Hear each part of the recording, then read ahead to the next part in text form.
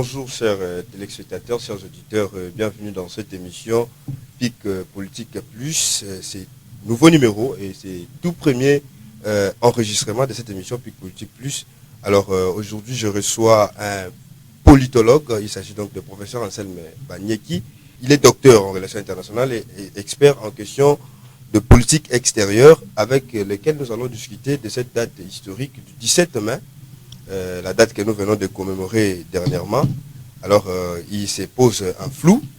On ne sait pas qu'est-ce que nous commémorons. Il s'agit donc de la rébellion. Il s'agit donc des martyrs. Donc, bonjour, professeur. Bonjour, cher ami.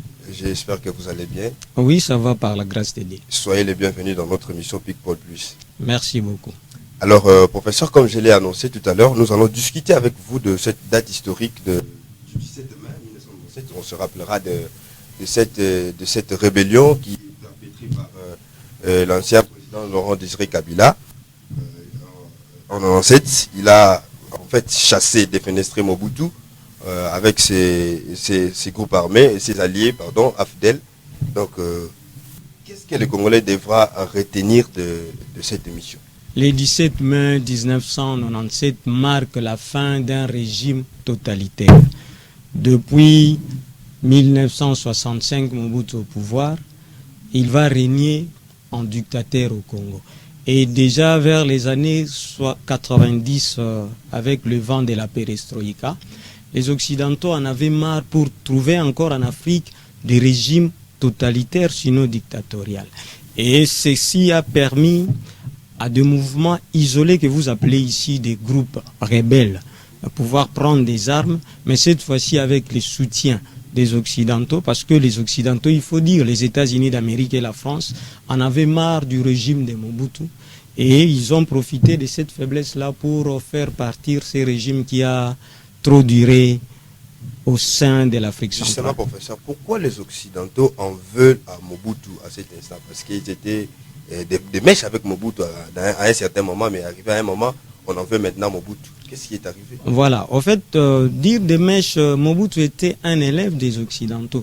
Souvenez-vous que Mobutu, encore assistant de Patrice Emery Lumumba, c'est lui qui va demander à l'ambassadeur des États-Unis qui était venu voir le président Kasavubu, alors là nous sommes encore vers les années 60-61, de pouvoir les prendre pour faire le boulot. Le boulot, c'était de trouver un élément qui va faire le boulot des Occidentaux au Congo, parce qu'on ne savait pas identifier les Congos de Lumumba et de Kasavubu. Est-ce un État qui faisait partie du côté communiste ou du côté capitaliste? Alors Mobutu s'est précipité pour se présenter comme cet élément-là qui pouvait faire affaire avec les Occidentaux, être un bon élève des Occidentaux. Mais cependant, vous savez, entre les États, dans les relations internationales, il n'y a que les relations qui comptent. Les intérêts sont fonction des rapports que vous allez voir entre les États. Vous êtes un bon élève parce que vous préservez les intérêts des Occidentaux. Et la théorie des jus de citron, je crois que vous connaissez cette théorie qui dit, lorsque vous pressez le citron, lorsqu'il n'y a plus rien comme substance à l'intérieur, on peut jeter ce citron-là. Donc voilà, Mobutu était devenu un élément encombrant, surtout avec la démocratie qui n'était pas démise au Zaïre. Donc on devrait se débarrasser de Mobutu. Peut-on dire à ce niveau, professeur, que les mouvements AFDEL et ainsi que Laurent Désiré Kabila, ils étaient appuyés par les Occidentaux à cette époque? Bien sûr, parce qu'il faut le dire.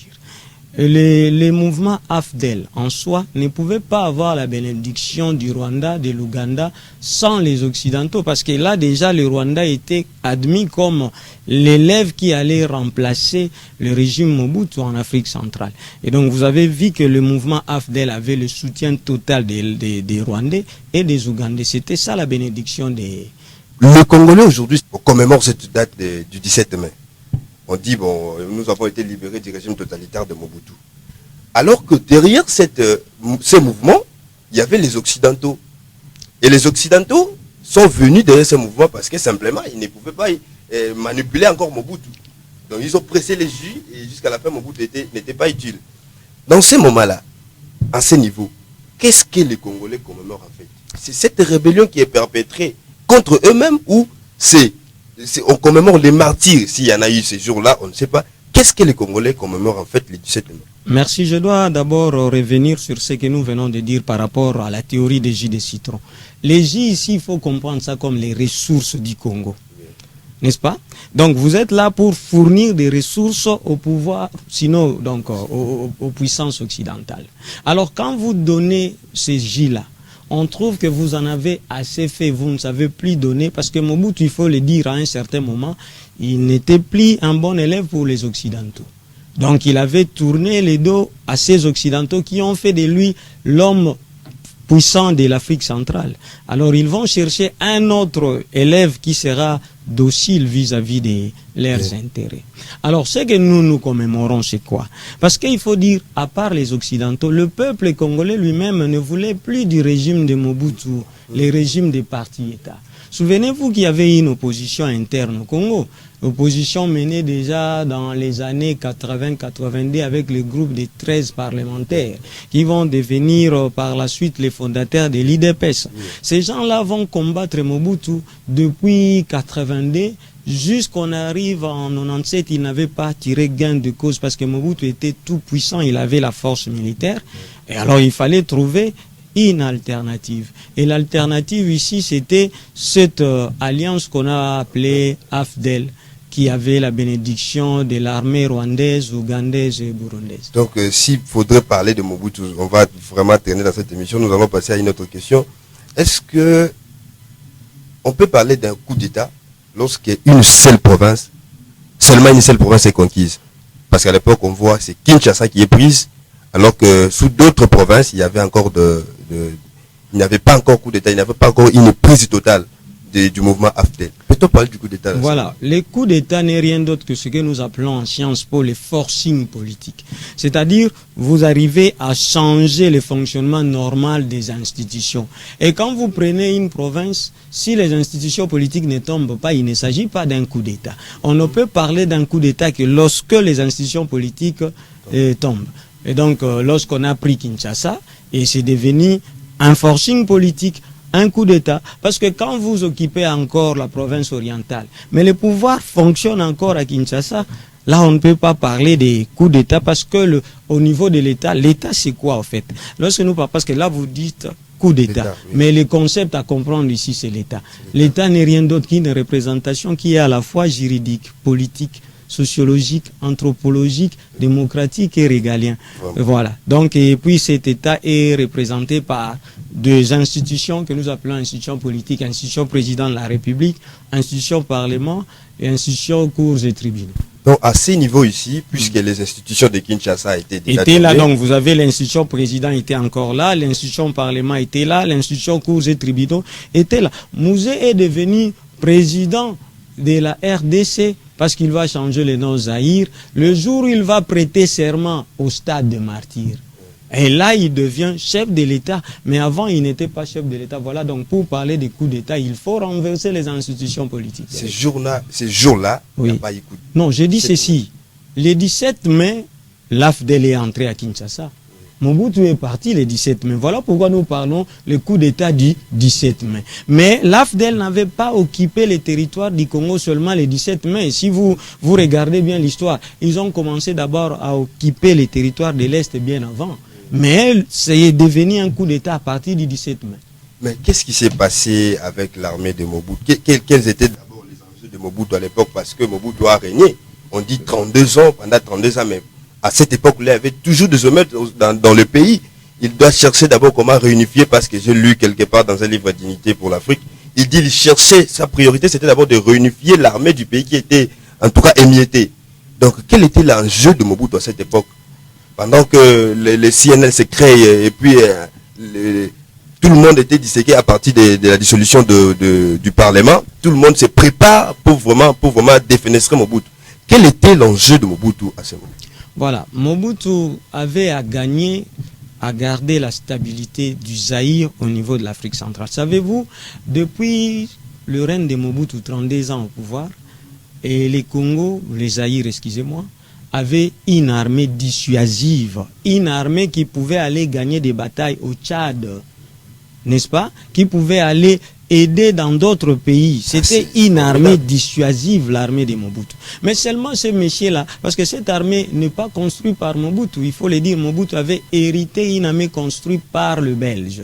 Mais puisqu'il avait la bénédiction des Occidentaux, là je dis Belges, Français, Américains, cette armée était la meilleure, si pas parmi les meilleures des armées que nous comptons en Afrique. Puisque vous avez dit que l'armée de Mobutu était très dissuasive. Oui. Donc, qu'est-ce qui s'est passé alors pour qu'aujourd'hui cette armée-là, je vais dire, trahisse Mobutu pendant que Mobutu n'est pas dans le pays et l'AFDEL arrive et puis bah, c'était une puissance de l'armée de Mobutu. Non, l'armée là était forte. Mais seulement les dirigeants de l'armée, le général Mayele qui était à la tête, avaient fait comprendre à M. Mobutu qu'il était temps. L'Occident avait décidé que Mobutu puisse laisser le pouvoir. Le cas de Mobutu, ce n'est pas le premier cas parce que Ceausescu en Roumanie, c'était aussi le cas. Donc, ils se sont souvenus de ces cas-là. Ils ont dit, non, en fait, le maître du monde ont décidé à ce que le pouvoir de Kinshasa prenne fin. Ils pouvaient être là, mais ils savaient très bien qu'ils n'allaient pas gagner cette guerre-là. Voilà pourquoi ils vont refuser de combattre. On les envoie à l'Est.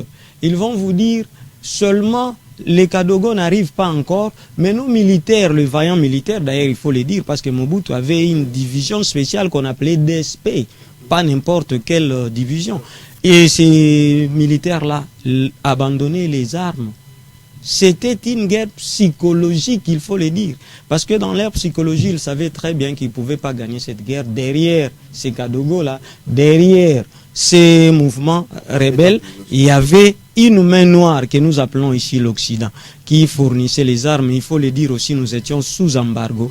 Quand vous êtes sous embargo, vous ne pouvez pas gagner une guerre, c'est mieux de renoncer au lieu de continuer. Donc c'est la dimension psychologique de la guerre. Oui, c'était une guerre qui était aussi psychologique. Mais aujourd'hui, se pose un problème parce que j'ai l'impression que nous sommes en train de rentrer à cette époque parce que dernièrement, d'ailleurs, le président de la République en a déploré trop de morts, on compte trop de morts.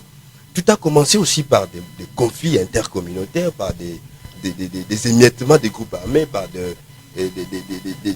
qu'est-ce que je peux dire, cette discordance entre les hommes politiques, et ce qui a mené aujourd'hui, qui a mené ces jours-là à un coup d'État et puis à la participation des Occidentaux à cette guerre ou à cette concurrence dans notre pays.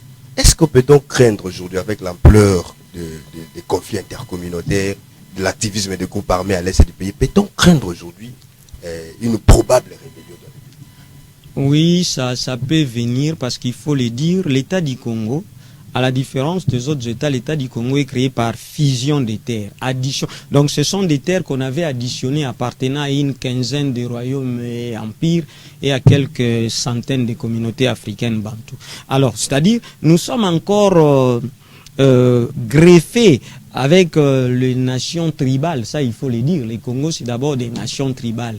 Nation Congo, nation Luba, nation Kuba, la nation Lunda. Alors si on n'est pas prudent, cette division-là peut nous plonger aussi à des mouvements de rébellion.